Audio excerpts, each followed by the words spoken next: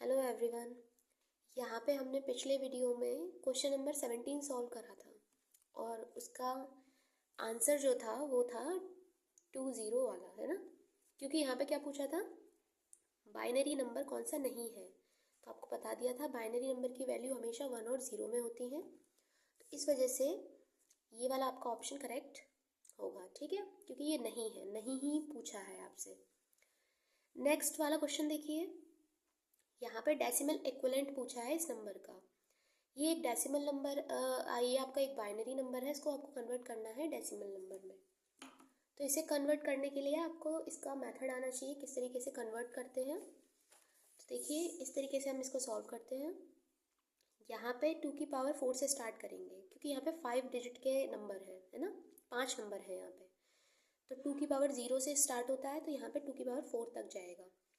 पहले नंबर को 2 की पावर 4 से मल्टीप्लाई करेंगे, दूसरे नंबर को 2 की पावर 3 से, तीसरे को 2 की पावर 2 से, चौथे नंबर को 2 की पावर 1 से और पांचवें नंबर को 2 की पावर 0 से।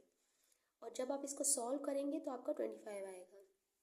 ये आप सॉल्व कर सकते हैं ईजिली पावर्स को, है ना।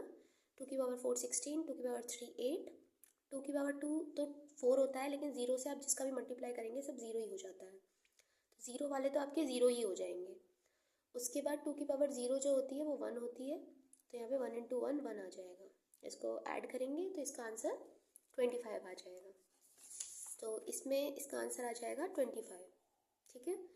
ये आपको कन्वर्ट करना आना चाहिए बाइनरी नंबर को डेसिमल नंबर में, और इसका उल्टा भी कन्वर्ट करते हैं हम डेसिमल को बाइनरी में। तो ये दोनों आपको चीज़ें पता होनी चाहिए। और ये कंप्यूटर के क्वेश्चंस हैं, क्योंकि हमारे यहाँ एक यूनिट है केमिस्ट्री में कंप्यूटर की, तो उसके भी आपके क्वेश्चंस आपके एग्जाम में आएंगे। नेक्स्ट देखिए, बेस क्या होता है बाइनरी सिस्टम का। जब आपको बाइनरी नंबर के बारे में मैं बता रही थी तब आपको बेस बताया था।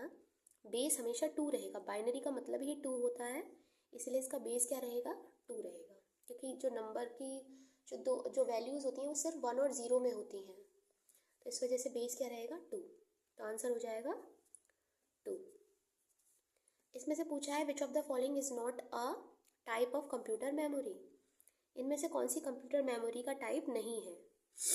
तो इसमें देखिए, रैम, रोम, सीपीयू, ये सब आपने कंप्यूटर में सुने होंगे, लेकिन जो ये कैश है ये हमेशा आपने मोबाइल में सुना होगा, मतलब मोबाइल फ़ोन में हमारे।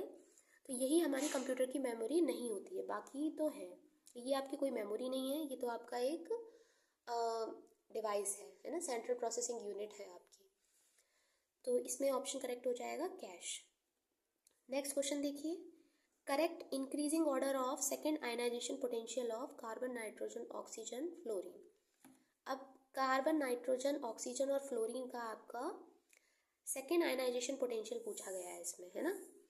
तो इसमें देखिए एक ऑर्डर है, तो किसका सबसे ज़्यादा होगा किसका सबसे कम होगा, आपको उसको एक ऑर्डर में अरेंज करना है। तो हमेशा याद रखें, जब भी आप आयनाइजेशन पोटेंशियल निकालेंगे तो उसमें आपको एक चीज़ पता होनी चाहिए कि आपको उसका इलेक्ट्रॉनिक कॉन्फ़िगरेशन पता हो, और जो आप इलेक्ट्रॉन उसमें से निकाल रहे हो लास्ट ऑर्बिटल में से, वो आपके किस तरीके से निकल रहे हैं उसके बारे में पता होना चाहिए, ठीक है। तो यहाँ पे आप इस तरीके से भी कर सकते हैं कि ये जो फ्लोरीन है आपका इलेक्ट्रोनेगेटिव एटम होता है।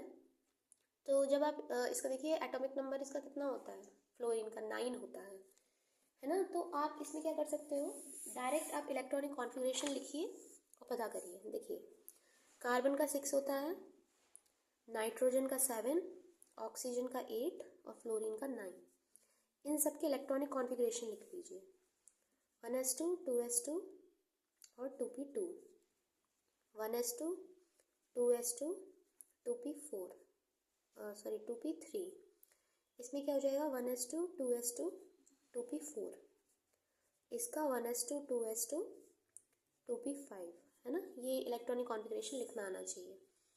अब देखिए इसमें पूछ रहा है आपसे सेकेंड आयनाइजेशन पोटेंशियल, ठीक है। तो दूसरा वाला इलेक्ट्रॉन हम किस में ईजिली निकाल पाएंगे, तो इसमें ये इसके आउटर मोस्ट ऑर्बिटल ये वाले हैं।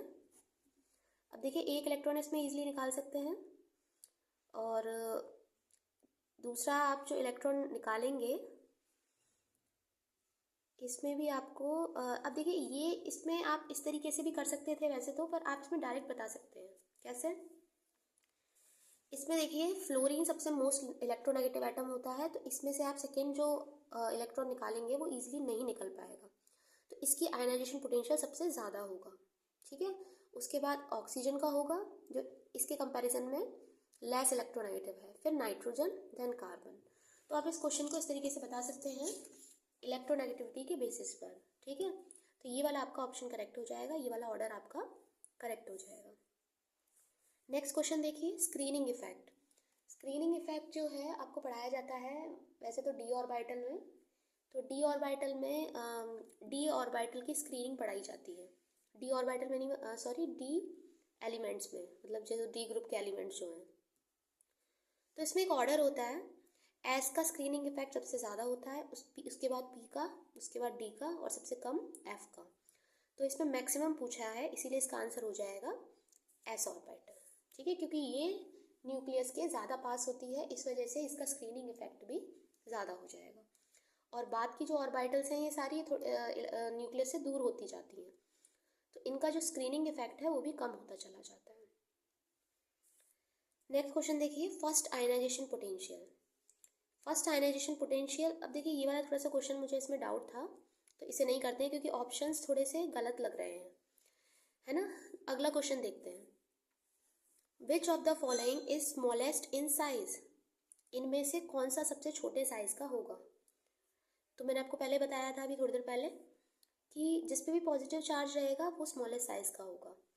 अब इसमें तो आपका और कोई वही नहीं है। अब देखिए, इन पे नेगेटिव है और ये न्यूट्रल है आपका, न्यूट्रल नहीं, सॉरी, ये आपका इस पे भी आपका आई थिंक नेगेटिव चार्ज ही होना चाहिए, है ना, इस तरीके से। तो ये आपका N2 माइनस है, तो यहाँ पर सिर्फ एक पर ही आपका पॉजिटिव चार्ज है जो है आपका Na प्लस, तो यही आपका सबसे स्मॉलेस्ट साइज का होगा। तो ये तो आप बता सकते हैं, पॉजिटिव चार्ज वाले स्मॉलेस्ट के होते हैं और नेगेटिव चार्ज वाले लार्जेस्ट साइज के होते हैं। और अगर उनमें भी कंपैरिजन आए तो आप क्या देख सकते हैं, उनका चार्ज देखेंगे, जिस पे जितना ज़्यादा चार्ज होगा वो उतना स्मॉल होगा, और जिस पे जितना ज़्यादा नेगेटिव चार्ज होगा वो उतना लार्ज होगा। ठीक है, नेक्स्ट क्वेश्चन देखते हैं, which of the following molecular orbitals in N2 has least energy. अब देखिए, ये ऑर्बिटल्स दे रखी हैं वही मॉलिक्यूलर ऑर्बिटल के हिसाब से। अब इसमें आपको वही पहले तो इलेक्ट्रॉनिक कॉन्फ़िगरेशन पता हो और आपको मॉलिक्यूलर ऑर्बिटल डायग्राम के बारे में भी पता हो। तो यहाँ पर देखिए किसके बारे में पूछा है, ये नाइट्रोजन के बारे में, है ना। तो नाइट्रोजन का आपका ये इस तरीके से आपका इलेक्ट्रॉनिक कॉन्फ़िगरेशन हो जाएगा, यहाँ पे आपको दिख रहा है। अब ये जो हम लिखते हैं ना, ये इंक्रीजिंग एनर्जी के ऑर्डर में ही लिखते हैं, और जब हम इसको ड्रॉ करते हैं तो इस तरीके से ड्रॉ करते हैं, ऊपर से नीचे की तरफ, यानी कि ऊपर जितने भी ऑर्बिटल्स हैं उनकी एनर्जी ज़्यादा है इन कंपैरिजन टू लोअर वाले, है ना। तो यहाँ पर देखिए, यहाँ पे जैसे आपको ये बनाने की ज़रूरत नहीं है, ये तो मैंने आपको बना के दिखाया है। क्वेश्चन करने के लिए सिर्फ आपको इलेक्ट्रॉनिक कॉन्फ़िगरेशन लिखना आना चाहिए। तो यहाँ पर जब आप देखेंगे तो यहाँ पर आपकी जो ऑर्बिटल्स है जो सबसे ऊपर आएगी वही आपकी हायर एनर्जी की होगी, और इसमें पूछा है लीस्ट एनर्जी की, है ना, जो सबसे पहले आएगी। तो यहाँ पर जो आंसर हो जाएगा वो हो जाएगा आपका सिग्मा 2s, है ना, क्योंकि ये आपकी लोअर ऑर्बिटल है। तो ये लीस्ट एनर्जी वाली आपकी कौन सी हो गई, सिग्मा 2s। ठीक है, और आपके देखिए ये पाई स्टार भी जो है आपकी काफ़ी ऊपर आ रही है यहाँ पे, है ना, और पाई जेड वाली भी आपकी ऊपर आ रही है, पाई पी वाई वाली आपकी जो बिना स्टार वाली हैं, तो ये सब ऊपर आ रही हैं। बस आपकी सिग्मा 2s जो है सबसे लोअर में दिख रही है आपको, तो यही इसकी एनर्जी सबसे लीस्ट हो जाएगी, क्योंकि ये हायर एनर्जी के हिसाब से हम ड्रॉ करते हैं। ठीक है, उसके बाद नेक्स्ट क्वेश्चन है, शेप पूछी है SO4 2 आयंस की, तो ये टेट्राहेड्रल होती है। इसे आप वही हाइब्रिडाइजेशन वाले फॉर्मूले से निकाल के देख सकते हैं, number of bonding pairs and number of lone pair. तो नंबर ऑफ बॉन्डिंग पेयर 4 आ जाएंगे, नंबर ऑफ लोन पेयर 0 है, तो 4 में आपका sp3 हाइब्रिडाइजेशन पॉसिबल है, और शेप जो है आपकी टेट्राहेड्रल हो जाएगी। तो ये आपका ऑप्शन करेक्ट हो जाएगा। तो ये हमने कुछ क्वेश्चन सॉल्व करे हैं, इन्हें आप करिएगा, जिससे आपको और भी कॉन्सेप्ट इसके आसपास के पता चलेंगे और आप इसको अपने एग्ज़ाम के लिए भी प्रिपेयर कर सकते हैं। Thank you.